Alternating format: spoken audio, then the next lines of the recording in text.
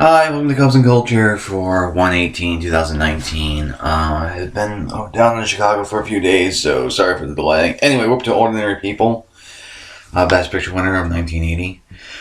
Actually, before I begin that, there's been absolutely, there's been a little bit of news in the Cubs where Joe Madden was asked whether or not Bryce Harper was going to be a Cub, and he's like, nope.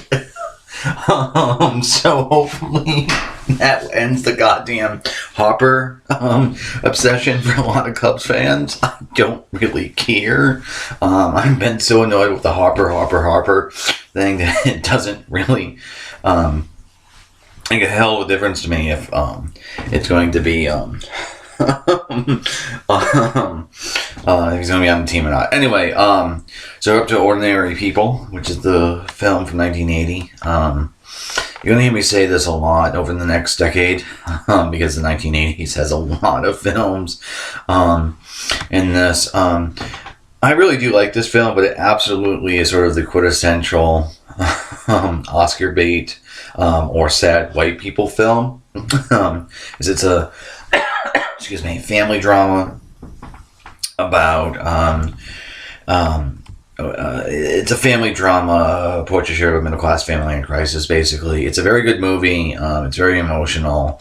I really like the somber, restrained tone of everything in this because the screenplay is for the most part restrained.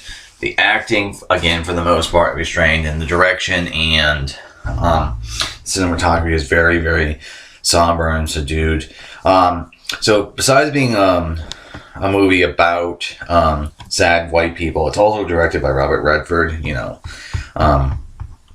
An actor's directing movies that work somewhat or a lot. It's sort of a lot of Oscar bait because of the strength of the Academy branch and the actors branch in the Academy. Anyway, this movie also has an interesting thing in which they, in terms of where the Oscars ended up saying something true because of politics around award campaigns about a film. So a lot of people are I've seen several commentaries and criticisms on this way that Timothy Hutton, who plays Conrad, should have been in the best acting category, not in supporting, because they wrongly think Conrad is the protagonist and the movie's actually coming of age, and it's not.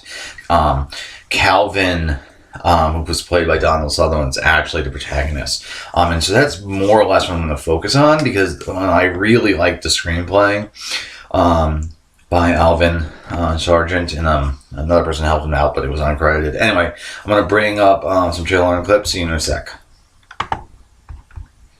Anyway, so as the trailer is playing, let me also mention this is probably one of the most infamous Best Picture winners because it beat out Raging Bull at the Oscars, and I frankly don't really care that it did. I'm not going to make an argument that Raging Bull's that Ordinary People is a better crafted film than Raging Bull. Because it probably isn't ultimately, but Scorsese in general is really a guy who puts amazing cinematic technique into ugly stories that are about the worst of us, and just as a philosophical thing, I don't particularly like that sort of stuff. So Ordinary People is far, far better of a choice for Best Picture because I think it's basically because it's much more human and sort of the best that all people have to offer. Anyway, if you've never seen Ordinary People, it's a very, very good film. And it's, again, it's not, a lot of people think it's a coming of age story of Conrad dealing with survivor guilt because the main sort of thing that everything in this movie is about is this upper middle class family was an older son named Buck in a boating accident that Conrad is involved in. Conrad then tries to commit suicide, and that's and he just got back from the hospital or whatever, and that's when the movie starts. And many people think the movie is about Conrad getting the getting over her survivor guilt. But that's not actually true. What the movie is actually about is Calvin trying to keep his family together, and Calvin's the father, played by Donald Sutherland. And it's really sort of an amazing piece of writing in terms of handling the characterization and sort of the plot of the film, because Calvin, the character, that's him right there, is very, very, he's very, very thoughtful, he's very, very considerate, he's very, very reasonable, and he's very, very patient. So he's not inactive per se, but he's not the most active of protagonists, because the movie is ultimately sort of a minimalistic plot. And so, given how patient Calvin has to be with trying to, again, because the plot of the movie is him trying to reconcile his wife and his son together. Given how patient he is in terms of what sort of character he is, the movie could have sort of collapsed in on itself, because he wouldn't have been too flat dramatically. So the screenwriter beefed up this subplot involving Conrad dealing with his survivor guilt, because that's much more sort of dramatic, and much more, Conrad being young is much more active than Calvin. But with that being said, there's no argument that Calvin's the actual protagonist, because Conrad is literally asleep during the climax. Anyway, so this scene right here is the initiating incident. And it's really sort of powerful to me in terms of the writing technique, because it's going to be, because again, the plot, if you're just thinking about this in terms of basic plot structure, Calvin is the protagonist, and his object of desire is to have his family intact as much as he can.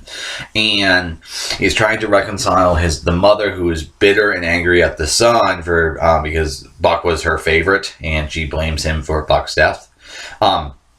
And she gets up here and she throws out, and it's just French toast. But in the context of the movie, you come to realize that sets off the entire story, because Calvin realizes that Beth is not in a place to be reconciled with Conrad. And so there's that. It's so that throwing away the French toast is actually really significant within the film. And then the other thing is Conrad not eating. It shows that he's not ready to be reconciled to his mother. So it works in sort of both ways, and it's sort of amazing to me. This balancing act between sort of the reasonable and patient, kind man, and with the nature of drama where you prefer more active characters to sort of drive the story. So this balancing of the two, of the plot and subplot, is just masterful in the writing because of that. And then, like I was saying, this sort of leads to why Timothy Hutton is in the supporting role, because he is by definition not the protagonist. The protagonist is Calvin. Excuse me. And you also sort of see this in Robert Redford's direction, as you see right here during the dinner scene. And that's really this shot. This is the first dinner scene of the film. And this shot right here says everything there is about the movie in terms of what it's actually about, because Calvin is caught between them. And he's just trying to keep his family together. And it also sort of shows how he's incredibly sort of patient and everything like that, because of the way in which he's trying to sort of finesse the conversation along. And he's sort of maybe even unconsciously trying to connect them together. So she mentioned Skokie, which is a town up in Illinois, sort of by Chicago, and then he brings up someone he knew from Skokie as trying to reconcile them, and everything like that. And it's just sort of amazing. And Redford actually does this relatively straightforward sort of thing by keeping Calvin in between them a lot. Not all the time, but a lot. Enough that is the motif. Now, this scene right here is Conrad speaking to his therapist, Judd Hurst, who does a very good job of sort of I know it's sort of a thankless role, the therapist, because he's just their therapist, and a lot of his lines are just questions. You don't really know much about this guy other than you see him in a professional setting. And Hearst makes him feel very much like a 360 human being, even though he's not in terms of the screenplay, because he doesn't have to be. And in any case, it sort of shows how this scene, coupled with another scene on the show right after it, sort of shows how the two sort of subplot and plot end up having sort of the same beats, because in this scene it's all about Conrad opening up and dealing with his survivor guilt and sort of the first layer, sort of the back and forth, because eventually he's going to realize he didn't let go of the boat and therefore he survived, so that's why he has to forgive himself. Everything like that. And there's just something profoundly connected between Conrad and Calvin opening up in sort of the same manner to the same doctor. And the other thing that's sort of interesting is a lot of the questions the therapist character asks both of them are the same sort of questions, like, why are you here? What is your mother, like mother or wife, how is the affection for you? Like that, and it just sort of feels correct, and it's sort of important that you realize what the actual plot of the movie is, because if you think it's about Conrad dealing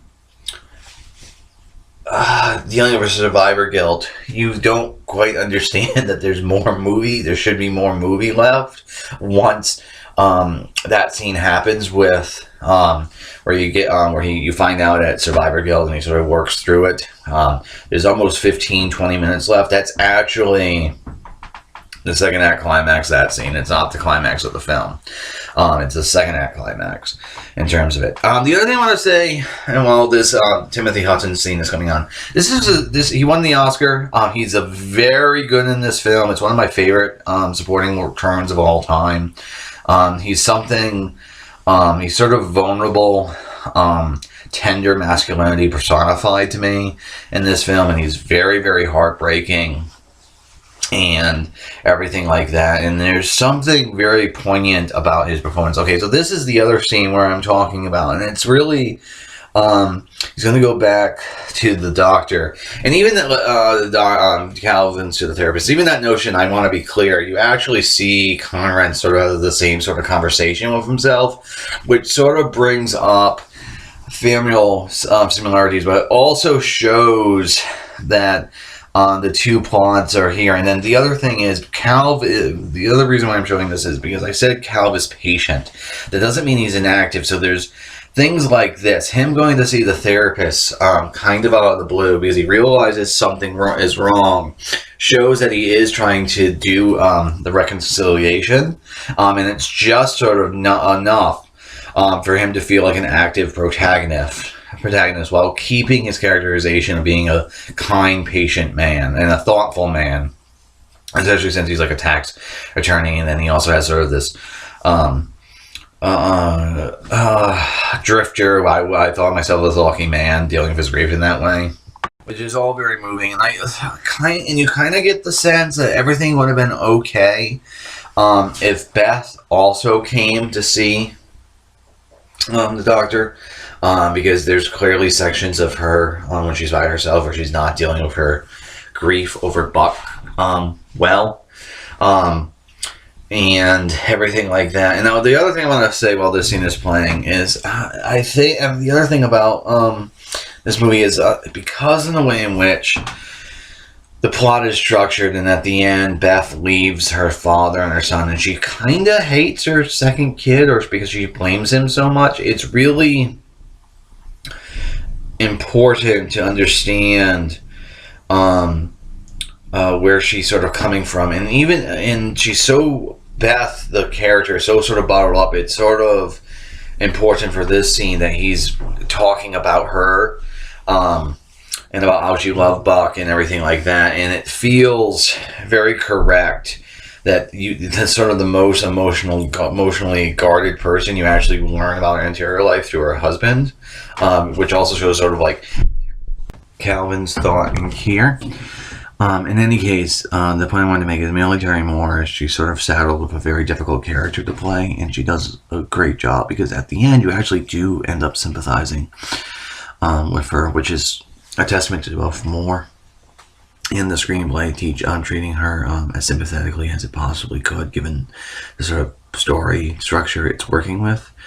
And it's sort of interesting also that she compares her to Conrad, because again he's trying to get them to reconcile, because that's sort of that's the story, that's the plot, and everything like that.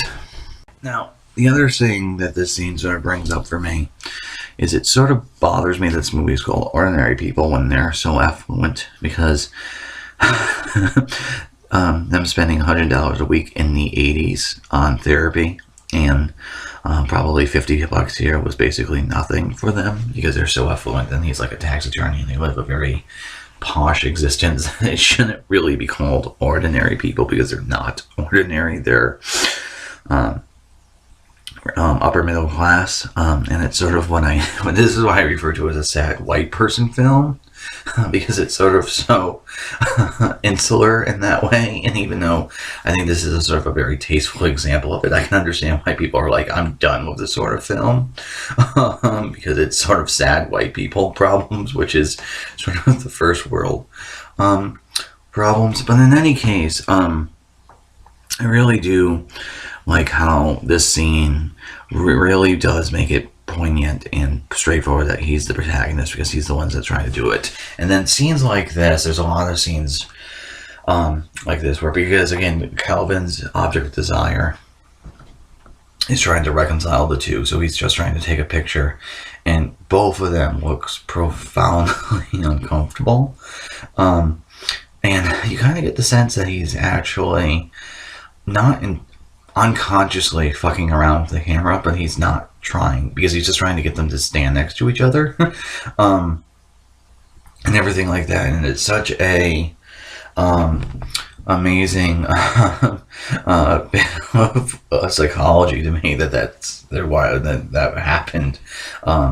Anyway, so this scene right here, I don't want to show all the climax, but this scene right here, I'm showing you sort of the companion piece with the toast, because the toast is the initiating event, and the toast